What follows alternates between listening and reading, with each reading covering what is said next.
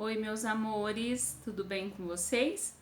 A tia vai fazer agora com vocês a explicação e a leitura da prova P7 do ângulo, né? O simulado ângulo de matemática, história e geografia. Aí tá escrito em inglês, mas vocês não fazem, né?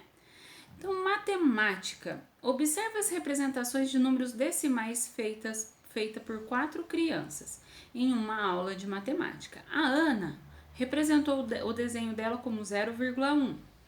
O Cícero, 0,11. O Fabrício, 0,5. E a Gabriela, 0,01. Qual das crianças representou um centésimo? Uma dica para vocês é que o número 100 tem 2 zerinhos. Então, quantas casinhas tem que ter depois da vírgula? Lembra? Né? Nós fizemos bastante exercícios desse. Luísa produz molho de tomate caseiro e vende para as pessoas conhecidas. Hoje, ela preparou 4 garrafas para entregar a uma vizinha. Veja.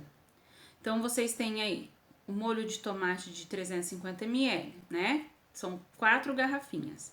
Elas foram feitas em 4/10/2020 e tem como validade 3 meses. No total, Luísa entregará à vizinha uma encomenda de 1.400 litros de molho de tomate, B, 3 litros e 500 ml de molho de tomate, C, 1 litro e 400 ml de molho de tomate ou D, 350 ml de molho de tomate. Então, ó, vocês podem ver que ela produziu aí esse molho de tomate caseiro, né? Então, ela preparou 4 garrafas para entregar para a vizinha. Então, ela vai entregar as 4. Qual é o total de tudo isso? E aí, vocês vão fazer a continha de vocês aí e vão assinalar ou A, B, C ou D, tá bom? 3. Daniel abriu um pacote de macarrão como representado na imagem e usou a 4ª parte do conteúdo nele presente para preparar o seu almoço. Então, vocês têm aí um macarrão de 500 gramas. Ele utilizou a 4ª parte. Então, qual deles seria a 4ª parte? Quantos gramas de macarrão Daniel preparou, então? 500 gramas, 125 gramas, 100 gramas ou 40 gramas, tá? Então, vocês vão pensar aí qual seria a 4ª parte de 500 gramas, tá bom? Todo referência ao 500. 4. Anualmente, no mês de setembro, a bibliotecária de uma escola organiza uma campanha para incentivar alunos, pais e professores a doarem livros à biblioteca. Ao final da arrecadação, ela apresentou o resultado da campanha por meio do gráfico a seguir. Então, vocês têm o gráfico aí, né? Na vertical, vocês têm a quantidade de livros, né? Na horizontal, o tipo dos livros, contos, fábulas, histórias em quadrinhos, narrativas de aventura, narrativas de enigma. E o título desse gráfico é Livros Arrecadados na campanha de setembro de 2020. Então, a parte escura é do ensino fundamental e a parte mais clara é do ensino médio, a votação, quantidade de votos que teve cada um dos gêneros literários, tá? De acordo com os dados presentes no gráfico, foram arrecadados mais livros de narrativa de enigmas para o ensino médio do que para o ensino fundamental. B. Foram arrecadados mais livros de história em quadrinhos para o ensino médio do que para o ensino fundamental. C. Livros de contos de fadas foram arrecadados em quantidade igual para o ensino fundamental. D. Mais de 500 livros de contos foram arrecadados para o ensino fundamental e o ensino médio juntos. Qual dessas 3? Analisem o gráfico e façam aí, tá bom? 5. Em um momento de descontração na escola, Larissa resolveu usar sua régua para medir o comprimento de seu apontador e de seu lápis. Veja, Então aí vocês têm a medida do apontador e a medida do lápis, tá bom? O apontador de Larissa tem 3 centímetros de comprimento. Essa medida equivale, é a mesma coisa que o quê? Letra A, metade do comprimento do lápis. B, a terça parte do comprimento do lápis. C, a quarta parte do comprimento do lápis. D, a quinta parte do comprimento do lápis. A tia Nida ia até falar aqui, explicar e eu acabar dando a resposta. A tia Dani vai me pegar pro pescoço, mas eu não vou falar, tá? Tá muito fácil. Vocês têm que pensar no tamanho do lápis aí e prestar muita atenção nesse tamanho desse lápis aí, na medida da régua, para ver se tá certo, tá? Para ver o que esse apontador representa referente ao lápis. 6. O primeiro número da sequência da reta numérica a seguir é o 6. E cada intervalo mede 2,5. Essa é fácil, hein, gente? Qual dos números completa o espaço em branco? Então, se ele começa no 6 e o intervalo é de 2 em 2,5, qual vai ser? A, 9, B, 8,5, C, 8 ou D, 2,5? Mole. 7. No dia do seu aniversário, Arthur ganhou R$ 900 de seu avô e decidiu usar esse dinheiro para comprar a bicicleta que tanto queria. Quando pesquisou o preço dela na internet, percebeu que ainda não tinha um valor suficiente e que precisaria economizar um pouco por mês de sua mesada. 4 meses depois, Arthur havia conseguido juntar a quantia necessária e pediu ajuda ao seu pai para fazer a compra pela internet. Ao entrar no site da loja, descobriu que o valor da bicicleta tinha aumentado. Veja os preços que ele encontrou em cada um desses momentos.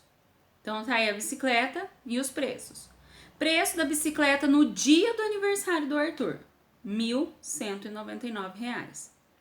Preço da bicicleta 4 meses depois do aniversário do Arthur, R$ 1.399. Isso acontece muito, né, gente? Quanto Arthur ainda precisará economizar para conseguir comprar a bicicleta? A, R$ 200, B, R$ 299, C, R$ 400 ou D, R$ 499. E aí, o que vocês acham? Faça uma continha aí básica, bem básica, fácil, que vocês vão descobrir o valor que falta, tá bom?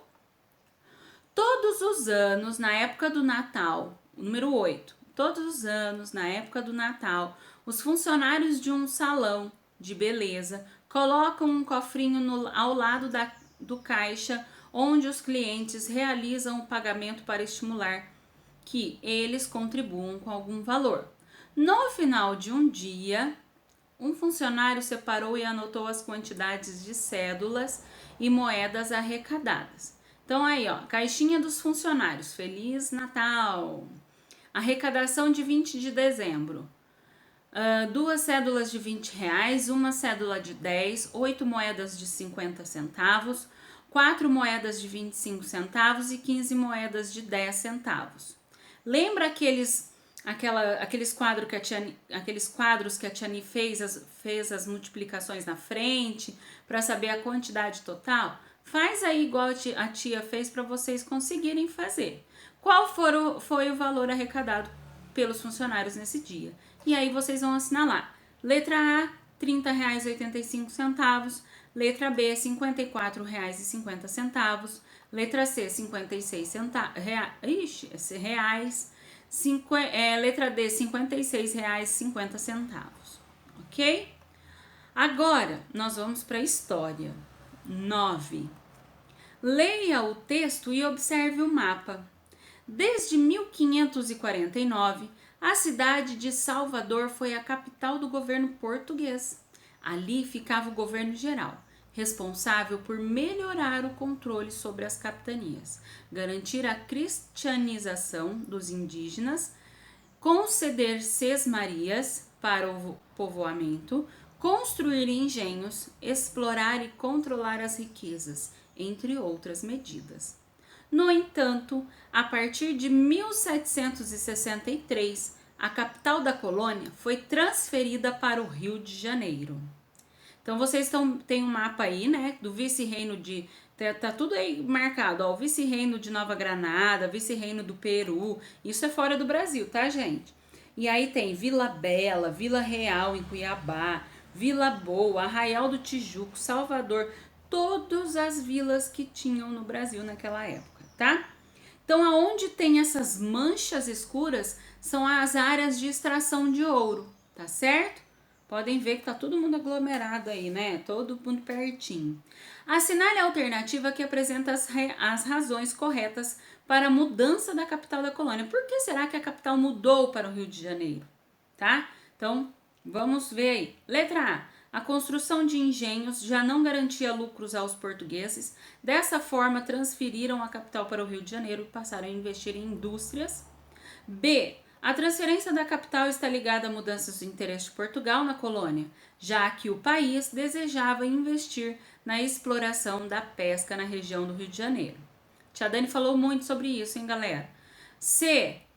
A cidade de Salvador não era mais adequada para ser a capital da colônia por causa dos frequentes ataques dos indígenas e piratas que destruíram a sede do governo e o porto. D. O Rio de Janeiro ficava mais próximo de Minas Gerais, o que permitia maior controle sobre a exploração de ouro e facilitava seu envio para Portugal, uma vez que era uma cidade portuária, ok? 10. Leia o texto. Em toda a capitania de Minas Gerais, era profundo descontentamento com os impostos cobrados pela coroa portuguesa.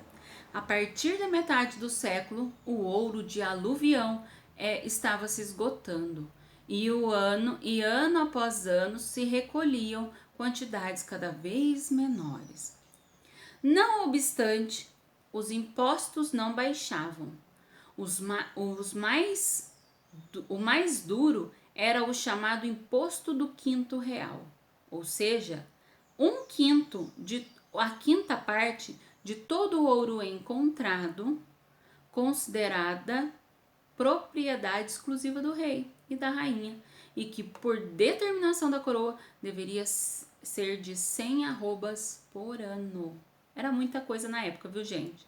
Além disso, a coroa se reservava o monopólio, tá? Que é o controle exclusivo disso, de quase todas as mercadorias. Estavam proibidas todas as fábricas, os demais tecidos tinham que ser comprados a preços altos da metrópole.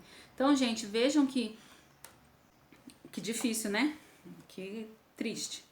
O texto apresenta várias razões para o descontentamento dos mineradores.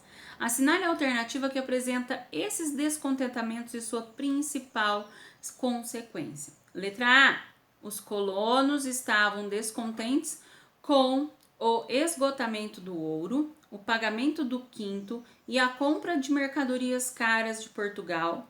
O resultado foi a organização do movimento da Inconfidência Mineira. B. Os colonos estavam descontentes com a liberdade que recebiam de Portugal.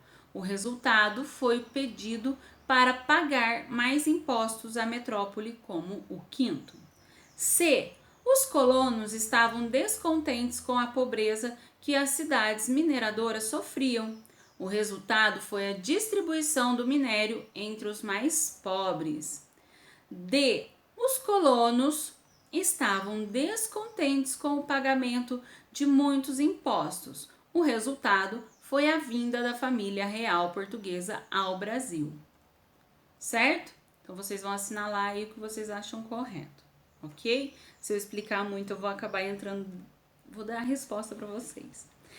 11. A imagem a seguir foi produzida pelo artista Taunay, representando a passagem de Sua Majestade Dom João VI pelas ruas centrais do Rio de Janeiro em 1817. Com a chegada da corte portuguesa ao Rio de Janeiro, muitas mudanças ocorreram. Nota-se movimento nas ruas, olha aí a imagem, circulação de pessoas e desenvolvimento urbano. Observe.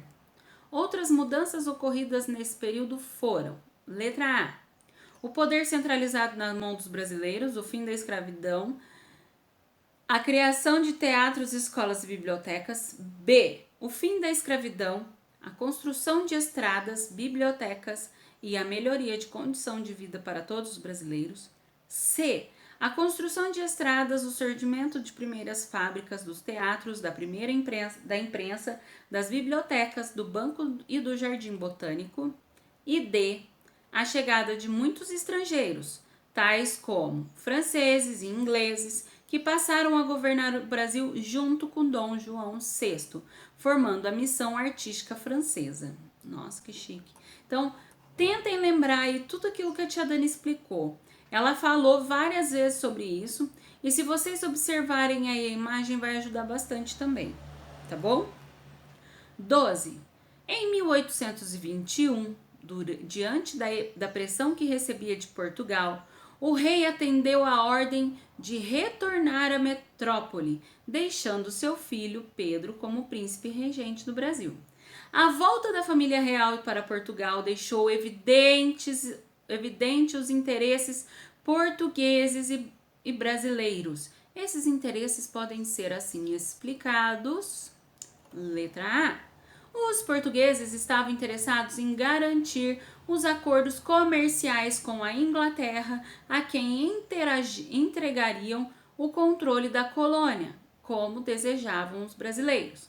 B. O objetivo dos portugueses era de buscar a independência da colônia brasileira, ao contrário dos brasileiros que se interessavam pela recolonização do Brasil.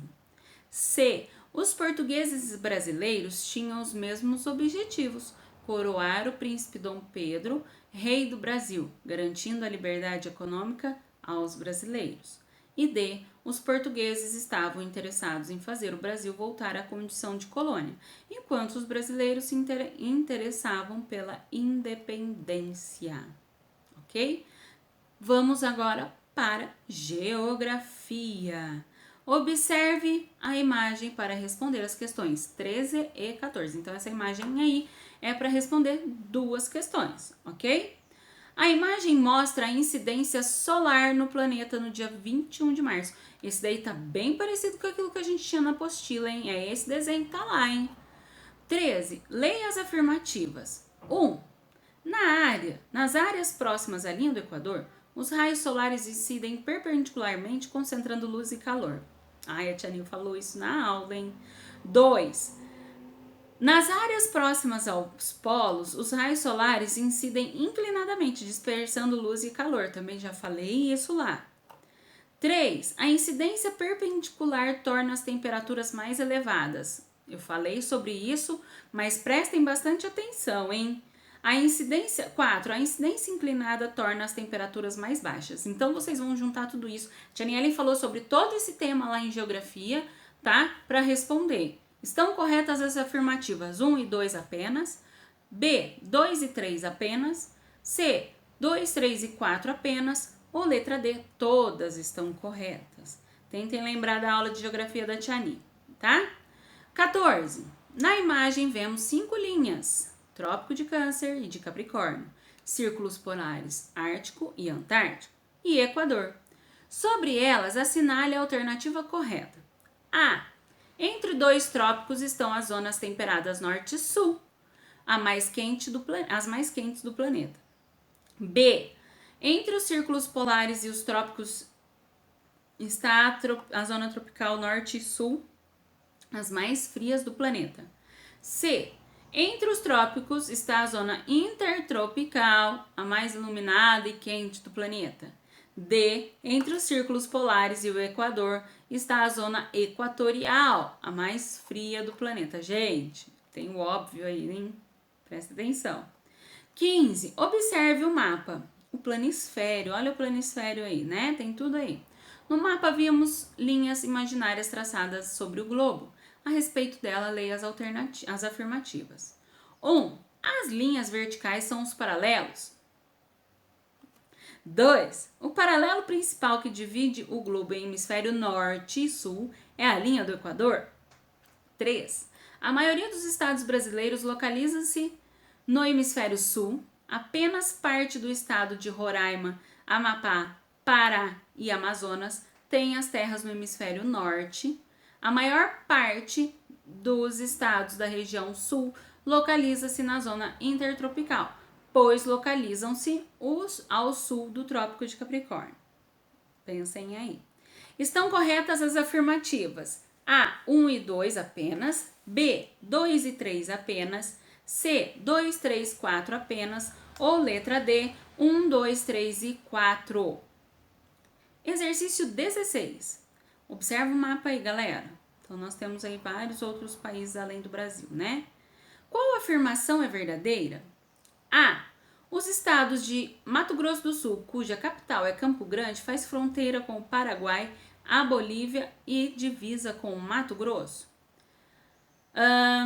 O estado de Goiás, cuja capital é Goiânia, faz fronteira com a Colômbia e a Venezuela e divisa com o Distrito Federal. C. O estado do Pará, cuja capital é Manaus, faz fronteira com a Guiana e Suriname e divisa com Amapá. D. O estado de Mato Grosso, cuja capital é Palmas, faz fronteira com o Peru e Bolívia e divisa com o Pará. Gente, tem tanto absurdo aí que tá fácil de fazer essa, hein? Pelo amor de Deus. Lembrem-se disso. E aí, nós finalizamos, porque depois vem inglês, e o inglês vocês não fazem, não deve estar anexado aí. A tia Val já mandou a atividade de vocês, né? Então, nós vamos parar por aqui. Espero que você consiga fazer, que você se empenhe e acerte tudo, tá bom? Um beijo para você e até a próxima aula.